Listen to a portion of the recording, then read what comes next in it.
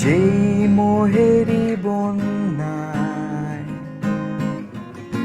ভেসে যাওয়াই ধন্য হলে তাতে পারিনি ভাসতে, অস্তিত্ব ভুলে ভুলে তাই বলো না চলতে।